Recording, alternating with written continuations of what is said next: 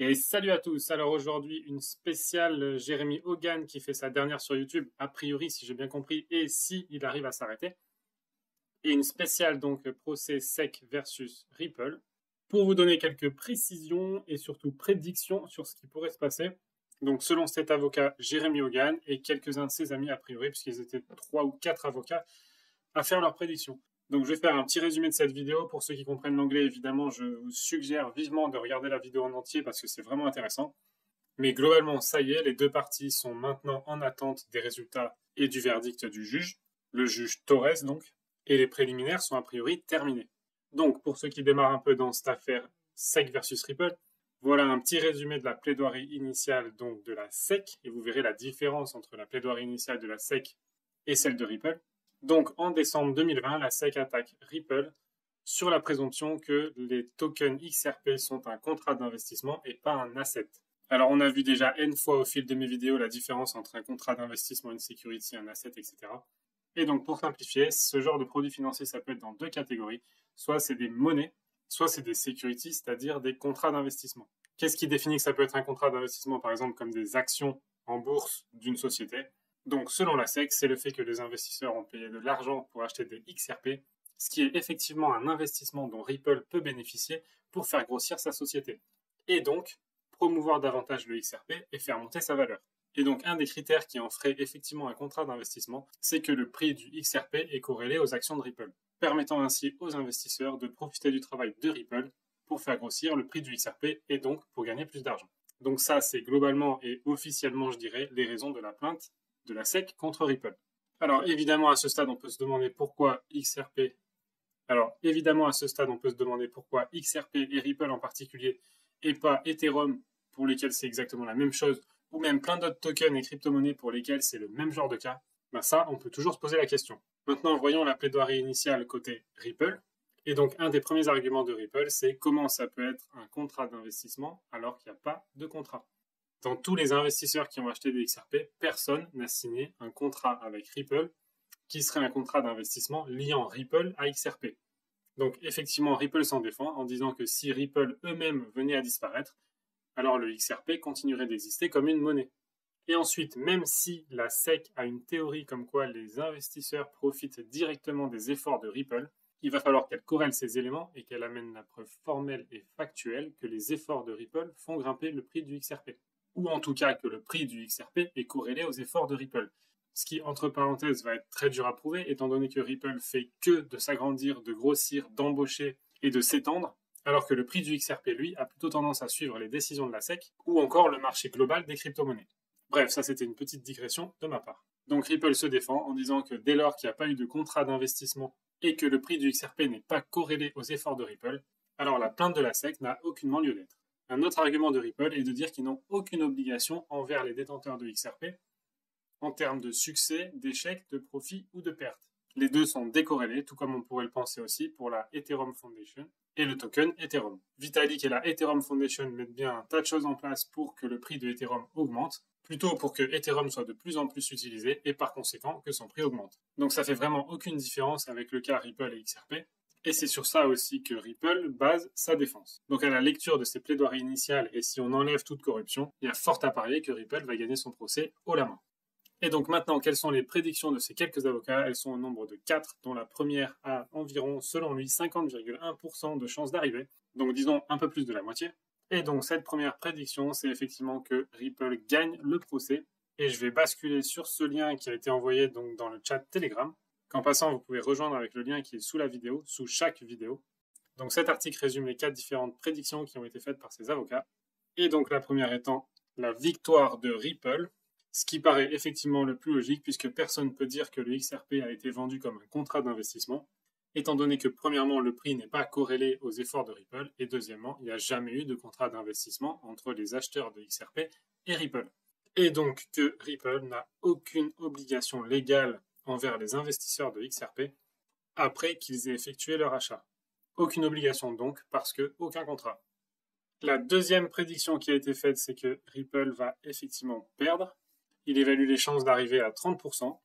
Dans ce cas-là, l'argumentaire serait en faveur de la SEC si elle arrive à prouver que Ripple a utilisé l'argent des achats de XRP, donc des achats d'investisseurs de XRP, pour construire son business et s'étendre. Donc pour ça, Jeremy Hogan dit que la SEC a fait un bon travail effectivement dans le fait de rassembler des documents, des emails et des vidéos YouTube de certains employés de Ripple qui suggéraient que leur travail pouvait faire grimper le prix du XRP. Dans ce cas-là, ça pourrait faire basculer la juge en faveur de la SEC, bien que ça reste à prouver, étant donné que le prix du XRP n'a pas du tout été corrélé aux efforts de Ripple et qu'il n'y a pas eu de contrat d'investissement. Donc ça va se jouer vraiment dans une bataille entre ces 50% de chances de gagner, 30% de chances de perdre, et ce sera à la juge d'en décider. Cela dit, effectivement, Jeremy Hogan a pointé du doigt que si Ripple perdait, elle a les reins et les finances suffisamment solides pour pouvoir payer une grosse amende tout en continuant son business et ça ne devrait pas faire trop de mal ni à Ripple ni à XRP. Cela dit en passant, je peux rappeler que la quasi-totalité des crypto-monnaies sur ce marché ressemble à Ripple, XRP ou Ethereum et peut-être que Bitcoin est la seule crypto-monnaie qui sortirait de ce modèle, à savoir le modèle où il y a une entreprise, une association ou une fondation ou ce que je sais d'autre, dont le but est de faire évoluer et grimper le prix du token associé. C'est le cas de Ethereum avec ses Ethers, tout comme c'est le cas de Ripple avec XRP. Ça veut dire que si Ripple perd ce procès, ça pourrait atteindre tout le marché des crypto-monnaies.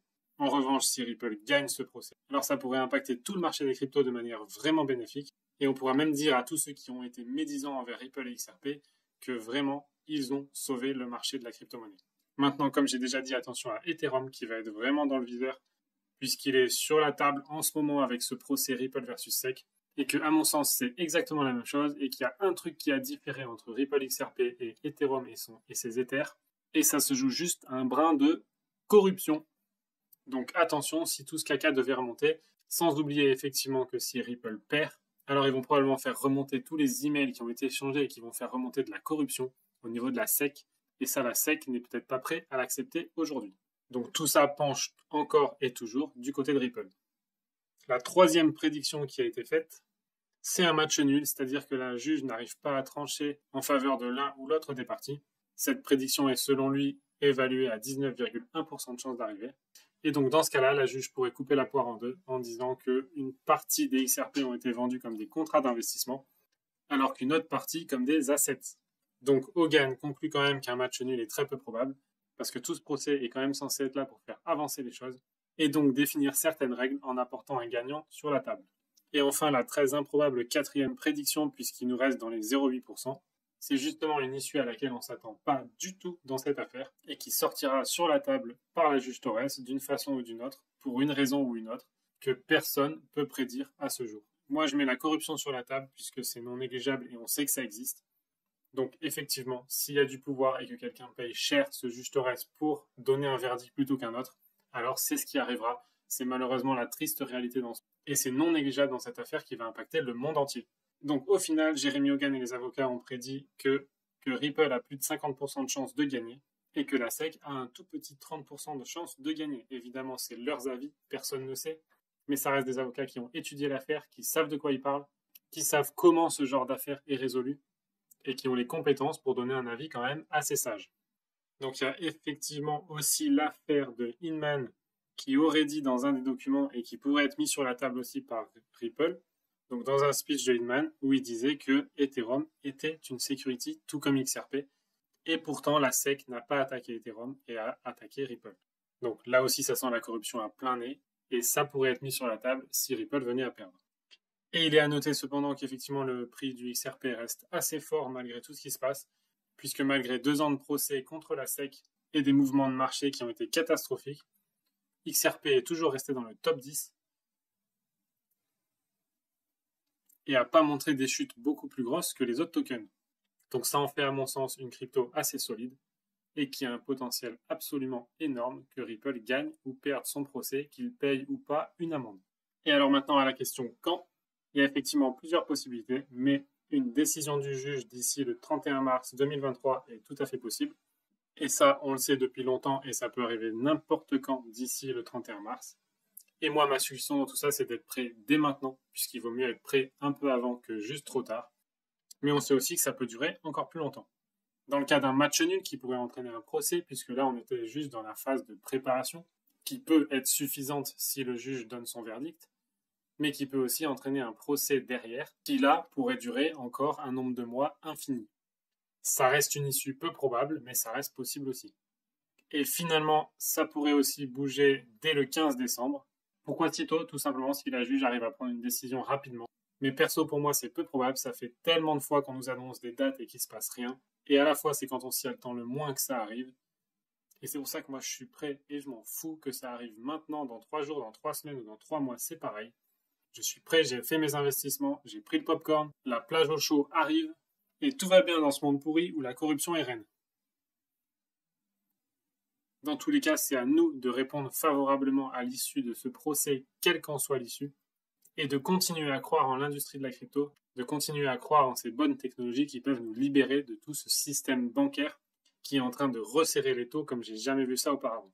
Il faut continuer avec la finance décentralisée, il faut continuer à avoir des cartes bancaires qui débitent directement nos ledgers ou nos wallets privés, il faut continuer à avoir des échanges centralisés sur lesquels on peut faire nos échanges directement à partir de nos portefeuilles privés. Il faut continuer à utiliser de moins en moins les plateformes, à utiliser de moins en moins les plateformes privées. Et il faut continuer à utiliser de plus en plus ces systèmes qui vont nous permettre d'être beaucoup plus libres au niveau des finances et au niveau de ce qu'on peut faire avec tout ce système banquier et financier. Alors restez accrochés, restez solides et je vous dis à très vite.